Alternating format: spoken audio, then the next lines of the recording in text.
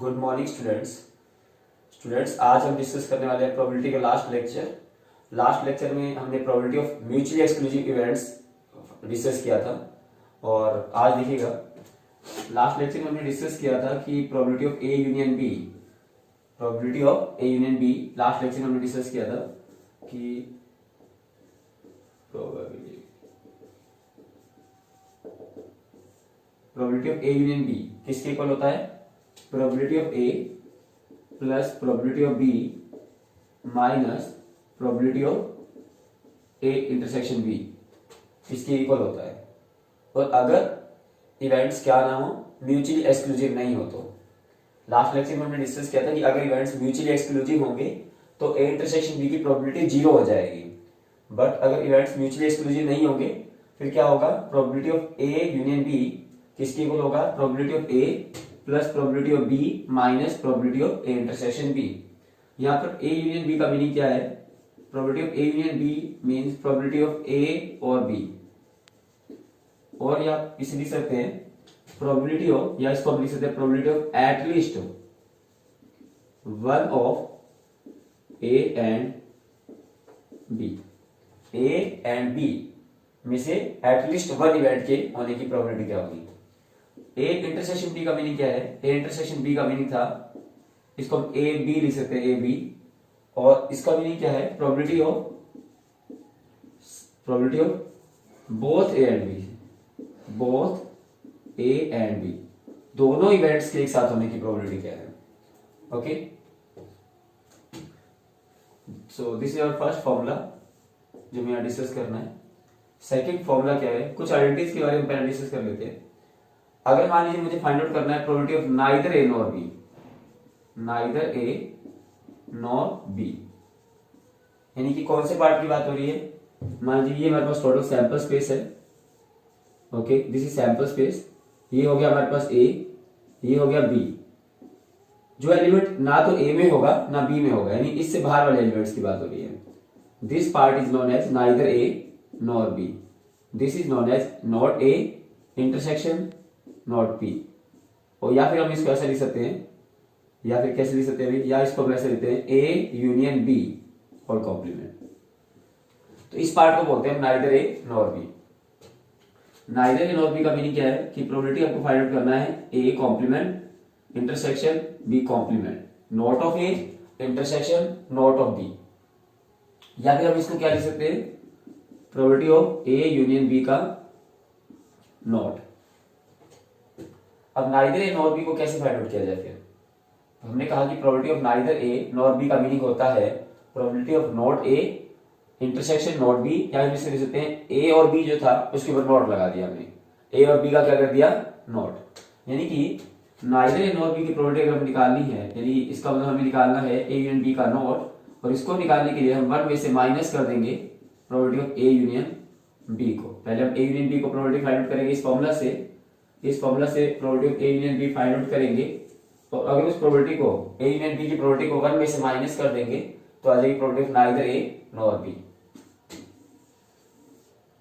Third देखिएगा, अगर मान लीजिए मुझे फाइंड आउट करना है probability of only A.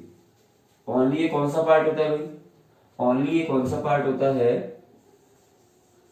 Like this is the sample space, this is A, this is B, and this is the part which is common to both A and B. This is known as A intersection B. A intersection B. But ये जो part है, इधर वाला part, इतना part, ये जो part है, clear? This part is known as only A. क्या बोलते हैं इस पार्ट को? हम इस पार्ट को बोलते हैं हम ओनली ए, जिसमें सिर्फ ए का एलिमेंट आएगा। या फिर हम इसको ऐसा बोलते हैं ए के एलिमेंट्स हो but not B, A but not B. या फिर हम इसको ऐसा लिख सकते हैं A intersection B not, A intersection B not, जिसमें ए के एलिमेंट तो हो परंतु बी के एलिमेंट नॉट हो, नहीं आने चाहिए, बी के एलिमेंट्स नहीं हो। या फिर हम इसको ऐसे लिखते हैं ए माइनस बी। तो इसकी प्रोबेबिलिटी अगर हम निकालनी है इस पार्ट की, जिसे हम ओनली ए बोल रहे हैं, ओनली ए को मैं रिप्रेजेंट कर देता हूं किसी और तरीके से, ऐसे कर देता हूं, इस पार्ट की बात हो रही है। This part is known as only A. इस पार्ट की बात करें, ओनली ए की प्रोबेबिलिटी अगर हमें निकालनी है तो कैसे फाइंड आउट करेंगे हम? तो टोटल ए में से, ये पूरा ए है ना, इस पूरे ए में से हम क्या करेंगे, ए इंटरसेक्शन बी के पार्ट को माइनस कर देंगे। यानी कि अगर हम ए की प्रोबेबिलिटी में से माइनस कर देंगे ए इंटरसेक्शन बी की प्रोबेबिलिटी को, तो मिल जाएगी ओनली ए की probability. Clear? In the similar way अगर मुझे प्रोबेबिलिटी निकालना है ओनली बी का, ओनली बी को हम कैसे लिख सकते हैं? ओनली बी को हम ऐसे लिख सकते हैं, बी इंटरसेक्शन ए कॉम्प्लीमेंट, जिसमें बी के एलिमेंट्स हो बट ए का कोई भी एलिमेंट नहीं हो, ओनली बी के एलिमेंट्स हो जिसमें। और इसको निकालने के लिए मेरा फॉर्मूला है कि बी की प्रोबेबिलिटी में से आप माइनस कर देंगे ए इंटरसेक्शन बी की प्रोबेबिलिटी को, और ये आपके पास आ जाएगा ओनली बी की प्रोबेबिलिटी। क्लियर? तो ये है ओनली बी की प्रोबेबिलिटी, ये है ओनली ए की, this is neither A nor B, this is A and B. तो सबसे पहले तो आपको ये चारों याद रखने होंगे। Clear? Now we will discuss some problems based on this.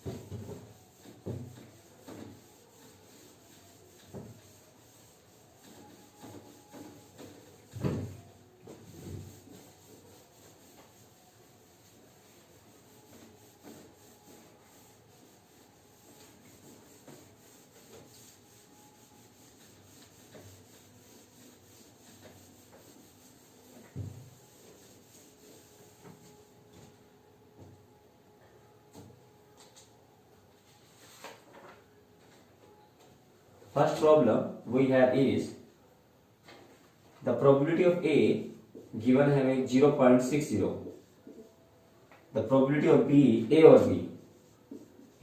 or B is equals to 0.85. The probability of A and B is equal to 0.42. Then find the probability of B. Find probability of B. तो हमें A और B का formula पता है ना? A और B का क्या फॉर्मूला होता है? A और B का फॉर्मूला होता है प्रोबेबिलिटी ऑफ A प्लस में क्या प्रोबेबिलिटी ऑफ B और माइनस में क्या probability of A and B। यही होता है फॉर्मूला। तो प्रोबेबिलिटी ऑफ A और B कितना है हमारे पास? A और B की प्रोबेबिलिटी है 0.85, A की प्रोबेबिलिटी है 0.60 प्लस प्रोबेबिलिटी ऑफ बी हमें फाइंड आउट करना है और इसकी प्रोबेबिलिटी है 0.42। ऐसा बन जाएगा। तो 0.85 और यहां से इसको सॉल्व कर लीजिए, ये बन जाएगा 0.18 प्लस प्रोबेबिलिटी ऑफ बी। तो प्रोबेबिलिटी ऑफ बी हमारे पास रह जाएगा कितना? 0.85 माइनस 0.18, ऐसा रह जाएगा। तो क्या आंसर आ जाएगा? 15 माइनस 8 हुआ क्या? 7 माइनस 1 हुआ 6, 0.67 is the probability of B. So this is our required answer. Clear?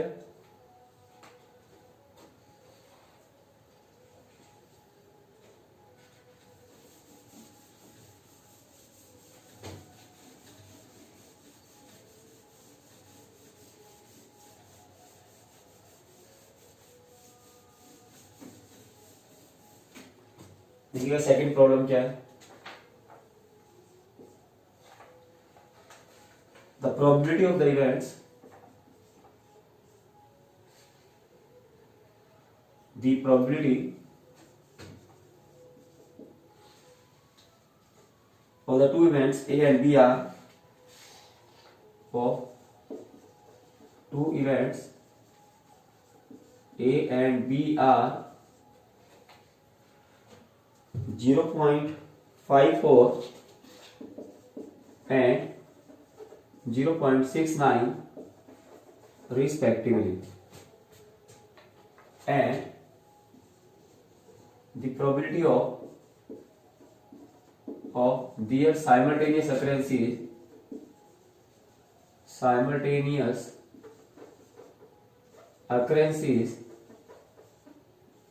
occurrence is 0.35, find first part में लिखा है प्रोबेबिलिटी ऑफ ए और बी, सेकेंड पार्ट में लिखा है probability of A not intersection B not, third part है probability of A intersection B not, fourth part में लिखा है probability of B intersection A not. चार पार्ट आपको फाइंड आउट करने हैं। देखिए क्या क्वेश्चन है। ए का प्रोबेबिलिटी गिवन है, ए की प्रोबेबिलिटी क्या गिवन है भाई, ए इवेंट की, टू इवेंट्स ए और बी की प्रोबेबिलिटी हमें गिवन है 0.54 एंड 0.69। तो ए का प्रोबेबिलिटी क्या गिवन है भाई, ए की प्रोबेबिलिटी गिवन है 0.54, बी की प्रोबेबिलिटी क्या गिवन है 0.69।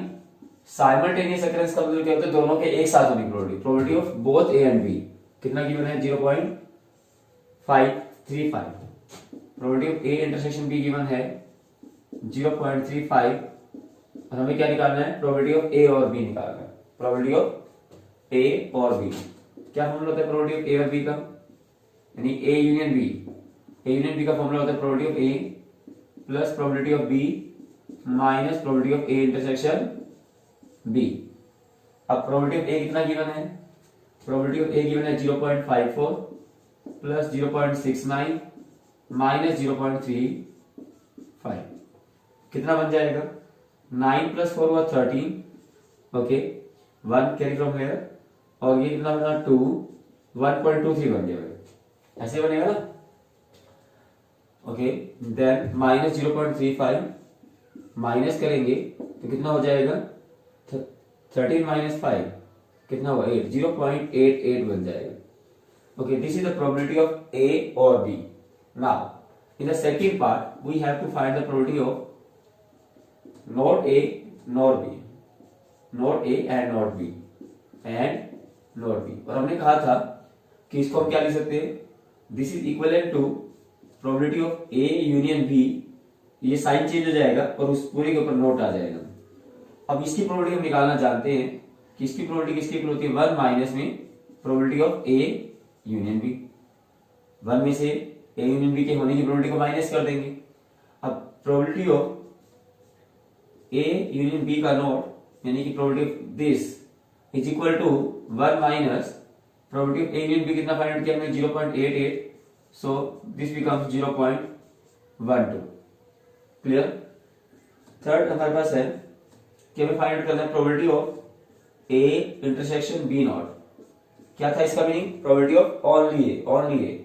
और इसको फाइंड आउट करने के लिए हमारे पास फॉर्मूला था कि ए की प्रोबेबिलिटी लीजिए और इसमें से दोनों की इंटरसेक्शन ए और बी के इंटरसेक्शन की प्रोबेबिलिटी को क्या कर दीजिए, माइनस कर दीजिए। ओके, ए का प्रोबेबिलिटी कितना है हमारे पास, ए का प्रोबेबिलिटी है 0.54 माइनस 0.35 कितना बनेगा भाई, माइनस करेंगे तो ये बन जाएगा 0.19, ऐसा बन जाएगा। ओके, फिर हमें क्या करना है, फोर्थ पार्ट में किसको फाइंड आउट करना है भाई, प्रोबेबिलिटी ऑफ क्या ए नॉट इंटरसेक्शन बी, यानी कि बी की प्रोबेबिलिटी में से आप माइनस कर दीजिए ए इंटरसेक्शन बी की प्रोबेबिलिटी को। अब बी की प्रोबेबिलिटी क्या है हमारे पास, बी की प्रोबेबिलिटी हमारे पास है 0.69 और इसमें से माइनस करना है आपको 0.35, when you solve this become 0.34 and this is our required answer. Clear.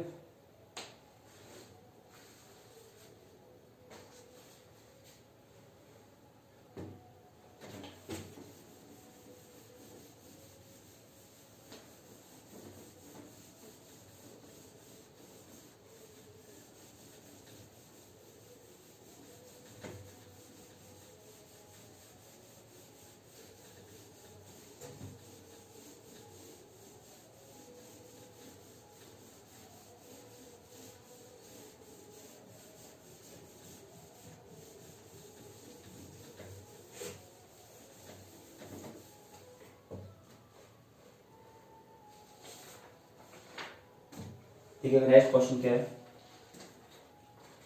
A card is drawn a card is drawn at random from a well shuffled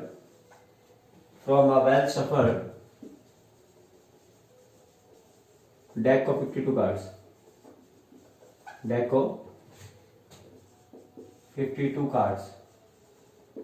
Find the probability that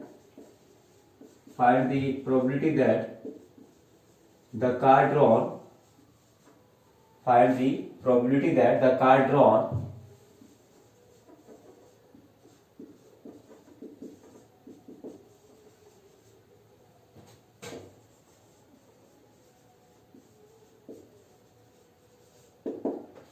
a card is drawn at random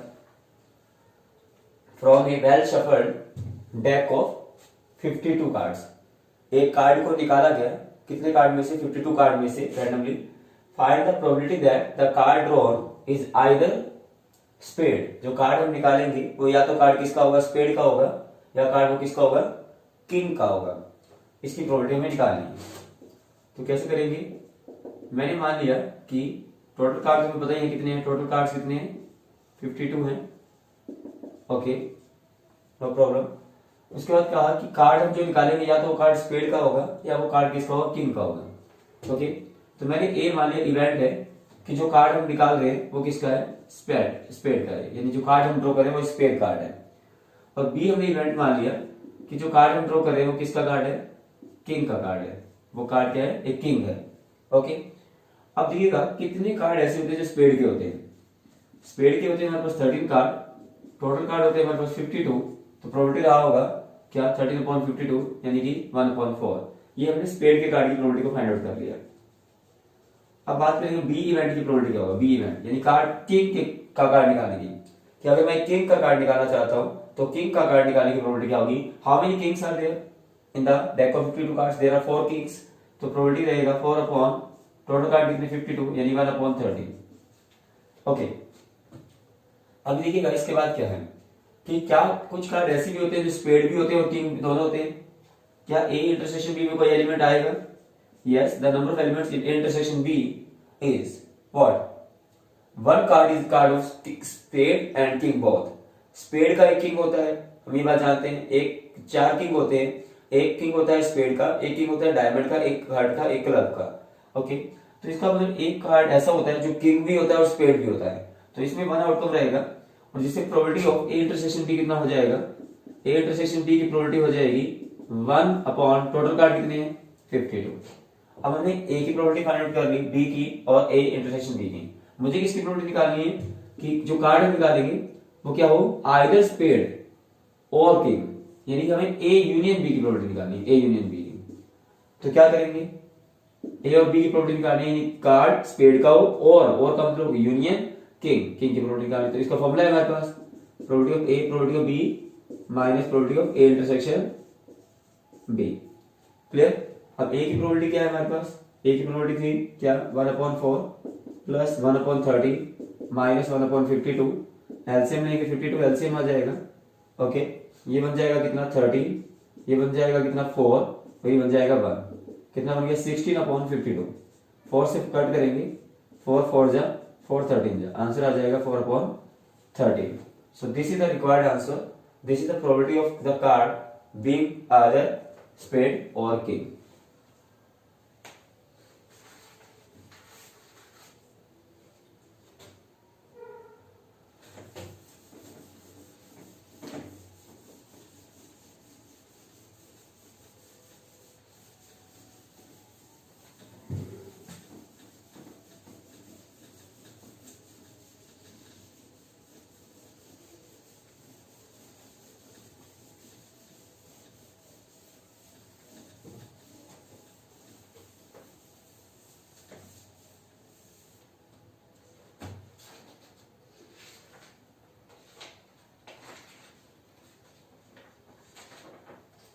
ठीक है, next question क्या है? 2 dice are thrown together. 2 dice are thrown together what is the probability that what is the probability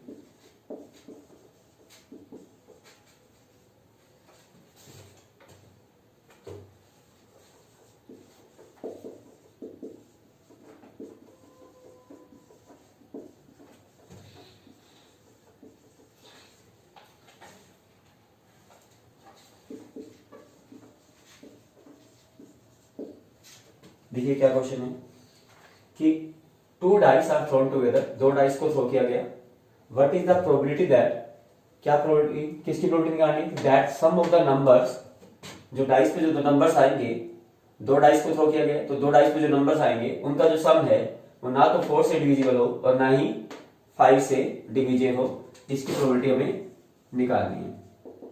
okay, when we throw a pair of dice, when we throw two dice, the sample space we already know 1 1 1 2 1 3 1 4 1 5 1 6 and so on, it becomes up to 6 comma 6. Okay, now this is the total number of possible outcomes when we throw two dice. Now let A is the event that the sum is divisible by 4, sum is divisible, sum of the numbers is divisible by 4। तो अगर ये क्या है कि dice पे जो दो numbers आएंगे उनका सम 4 से डिविजिबल होगा, इसका मतलब या तो उन दोनों का सम कितना होगा 4 होगा, या उन दोनों का सम कितना होगा 8 होगा, या उन दोनों का सम कितना होगा 12 होगा। इसमें कौन कौन से केसेस आने वाले हैं, पहले सम देखते हैं जिनका 4 बन रहा हो, जैसे 1,3 2,2 3,1, और तो नहीं बनेगा कोई। फिर उनका सम 8 बन रहा हो तो क्या होगा 3,5, 8 बन गया, 3,5 हो गया ना, 8 बन गया। फिर क्या कहा 5,3, ओके 4,4 2,6 6,2, यही बनेगा, कोई और केस नहीं आएगा। फिर उनका सम 12 हो जाए तो इसमें कौन कौन से केस आ जाएंगे 6,6। तो ये आउटकम्स हमारे पास बन रही है, क्लियर, कि उन डाइस पे जो नंबर्स आएंगे उनका सम क्या होना चाहिए, वो 4 से डिविजिबल होना चाहिए। तो मैंने कहा कि सम अगर 4 हो गया दोनों नंबर्स का तो 4 से डिविजिबल होगा, या सम कितना हो जाए 8 हो जाए, या सम कितना हो जाए 12 हो जाए, तो नंबर यानी कि जो सम ऑफ नंबर्स है वहां पर वो 4 से डिविजिबल है। तो हमने कहा कि यहाँ पर देखिए टोटल 36 आउटकम थी, तो अगर एक ही प्रोबेबिलिटी के बारे में बात करें 3 + 5 8 और 1 कितना होगा 9 आउटकम हो गए ना टोटल, 9/36 यानी 1/4, ये बन गया हमारे पास ए का probability. B is the event that the sum of the numbers is divisible by 5, कि नंबर्स का जो सम होगा वो 5 से डिविजिबल होगा, इसकी प्रोबेबिलिटी क्या होगी, यानी कि क्या होगा सम, या तो 5 होगा या फिर क्या होगा 10 होगा। तो 5 सम कब बनेगा, जब 1,4 हो जाए, 4,1 हो जाए, 2,3 हो जाए, 3,2 हो जाए। फिर क्या होगा 10 कब बनेगा, जैसे 4,6 हो गया, 6,4 हो गया, 5,5 हो गया। इसके अलावा तो कोई केस बनेगा नहीं, तो इसका प्रोबेबिलिटी निकालेंगे तो क्या होगा, बी की प्रोबेबिलिटी बन जाएगी यहाँ पर कितनी 1 2 3 4 5 6 7 आउटकम्स आर देयर, ओके 7/36। अब ए और बी के बारे में अगर ध्यान सोचा जाए तो क्या कोई एलिमेंट कॉमन है, क्या कोई भी एलिमेंट कॉमन नहीं है, कोई भी एलिमेंट कॉमन नहीं है ना, नहीं है ना कोई भी एलिमेंट कॉमन। तो क्या करेंगे फिर, ए इंटरसेक्शन बी की अगर हम बात करेंगे तो ए इंटरसेक्शन बी की जो प्रोबेबिलिटी होगी इस केस में 0 होगी, क्योंकि ए इंटरसेक्शन बी क्या है, एक एम्प्टी सेट है, कोई भी एलिमेंट कॉमन नहीं है। तो फिर हमें क्या करना है, हमें करना है सबसे पहले ए यूनियन बी को find out. A union B क्या होगा, probability of A plus probability of B हो जाएगा, क्योंकि इवेंट्स कैसे हैं, म्यूचुअली एक्सक्लूसिव हैं, दोनों में कोई भी कॉमन एलिमेंट नहीं है। तो probability of A union B क्या हो जाएगा, A union B, last exercise का क्वेश्चन है ये, और प्रोबेबिलिटी ऑफ ए कितना होगा इसमें 1/4 प्लस 7/36, ऐसा हम लिख सकते हैं। तो probability of A union B क्या बनेगा, probability of A union B बनेगा यहाँ पर कितना बनेगा ए यूनियन बी का प्रोबेबिलिटी, तो ये बन जाएगा 36 एलसीएम, यहाँ जाएगा 9 + 7, यानी probability of A union B बन जाएगा कितना, बन जाएगा 16/36, 4 4 जा और 9 जा, यानी 4/9 is the probability that the sum is either divisible by 4 or by 5, either divisible by 4 or by 5। हमें किसका प्रोबेबिलिटी निकालनी है कि the sum is neither divisible by 4 nor by 5, यानी मुझे निकालना है इस क्वेश्चन में ए यूनियन बी का कॉम्प्लीमेंट। ठीक है जी, तो क्या प्रोबेबिलिटी होगी 1 minus probability of A union B निकालना है हमें, तो ये हो जाएगा 1 माइनस 4/9, यानी आंसर आ जाएगा हमारे पास 5/9। तो इस केस में जो इवेंट्स थे एक्चुअली में वो कैसे थे, म्यूचुअली एक्सक्लूसिव इवेंट्स थे। और फिर मैंने पहले हमें A union B find out किया, ए यूनियन बी का मीनिंग है प्रोबेबिलिटी ऑफ आइदर ए और बी, और ए यूनियन बी का not means probability of neither A nor B. Okay, देखिए लास्ट क्वेश्चन डिस्कस करेंगे।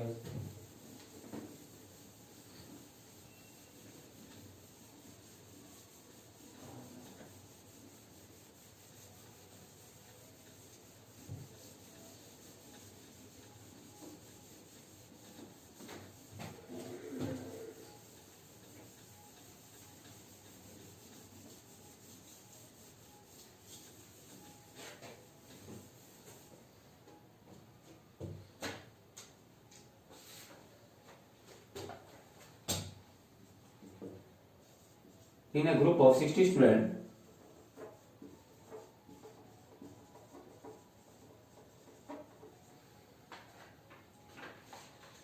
30 opted for NCC, 30 students opted for NCC, 32 students opted for NSS,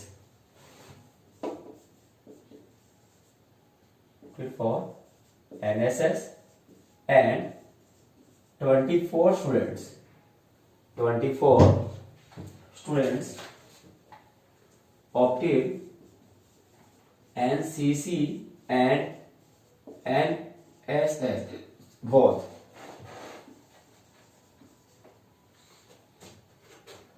24 students opted NCC and NSS both। If one of these students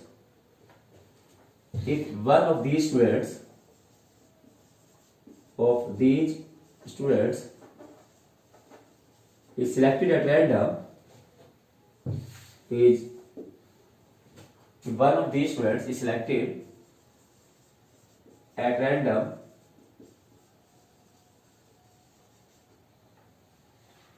then find the probability that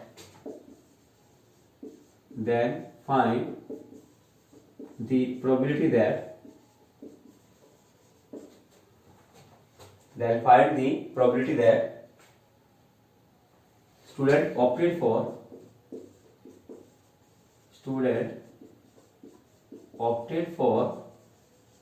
NCC or NSS। Second part में लिखिएगा the student opted for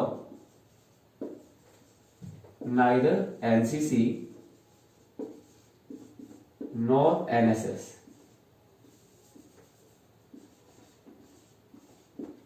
okay, और third part में लिखिएगा student opted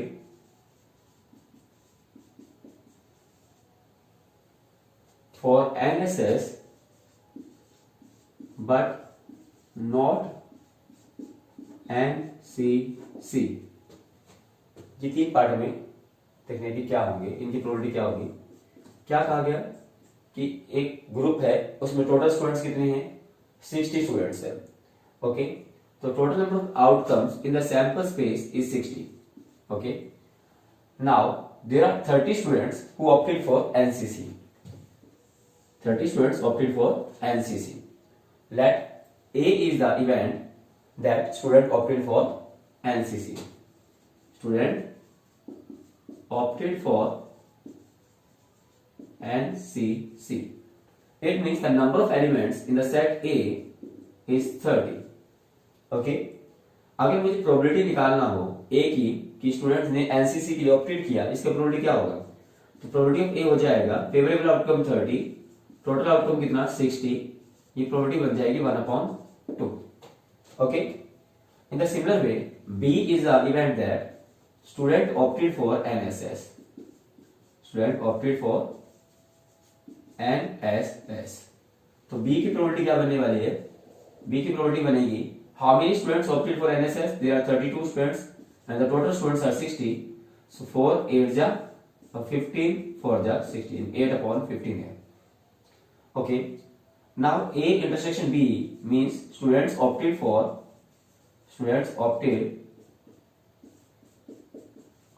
both NCC and NSS.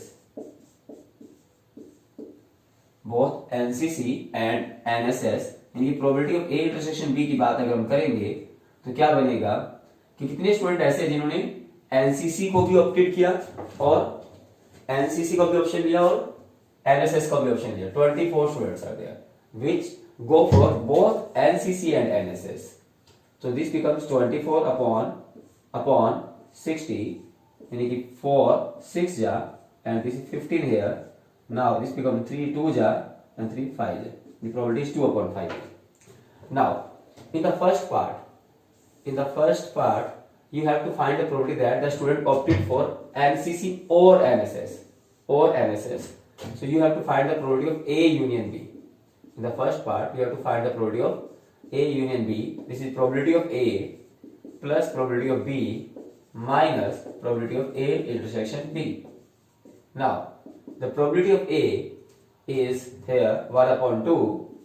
Probability of B is 8 upon 15. And probability of A intersection B is 2 upon 5. The LCM is here what? 30. Okay, so this becomes 15. 15 2 ja 2 8 ja 16 minus 6 2 ja 12. Okay, यही होगा ना. So this becomes 19 upon 30. यही बनेगा ना भाई. Okay, in the second part you have to find the probability that the student opted neither NCC nor NSS. Neither NCC nor NSS. यानी कि हमें क्या निकालना है? A union B का कॉम्प्लीमेंट है ना तो उसने ए का ऑप्शन लिया ना ही बी का. यानी इसको निकालने के लिए 1 में से माइनस करेंगे ए यूनियन बी का प्रोबेबिलिटी और ये हो जाएगा 1 minus 19 upon 30 means 11 upon 30. LCM लेके सोल्व कर लेंगे. थर्ड पार्ट में क्या करना है हमें? थर्ड पार्ट में कह रहा है कि students opted for NSS. NSS का मतलब क्या? यानी कि बी बट नॉट एनसीसी. यानी कि बी इवेंट के होने की प्रोबेबिलिटी निकालनी है बट नॉट ए. इसको बोल रहे हैं B but not A. B but not A का मीनिंग क्या है? बी की प्रोबेबिलिटी निकालनी है इंटरसेक्शन ए की प्रोबेबिलिटी नहीं निकालनी. ए नॉट है ना. यानी कि इसको हम बोल रहे थे probability of B but not A. यानी कि probability of B minus A या ओनली बी भी बोल रहे थे हम इसे. तो इसकी प्रोबेबिलिटी निकालने के लिए हमें क्या करना होगा? बी की प्रोबेबिलिटी में से माइनस करना होगा ए इंटरसेक्शन बी की प्रोबेबिलिटी. वही हमारा फॉर्मूला था. बी की प्रोबेबिलिटी क्या है हमारे पास? बी की प्रोबेबिलिटी हमारे पास है 8 अपॉन 15 और इसमें से माइनस करना होगा ए इंटरसेक्शन बी को जो कि यहाँ पर है 2 अपॉन 5. तो एलसीएम लेंगे हम. एलसीएम आएगा 15 और ये बन जाएगा 8 माइनस 6 यानी कि क्या बन गया answer? The answer is 2 upon 15. कितना आंसर आ गया भाई? 2 upon 15. The answer is here 2 upon 15. Clear ना भाई? सिंप्लीफाई किया और आंसर क्या आ गया? 2 upon 15. तो there are 3 parts. The first part is the probability of either A or B. The second part is the probability of neither A nor B. The third part is the probability of only B. Okay. So in this way we can solve the problems based on axiom approach of probability. Okay. So today we have completed the chapter probability and you have to try the problems of exercise 16.3 from NCERT or you can say 16.5 from Elements. Okay, thank you and have a nice day.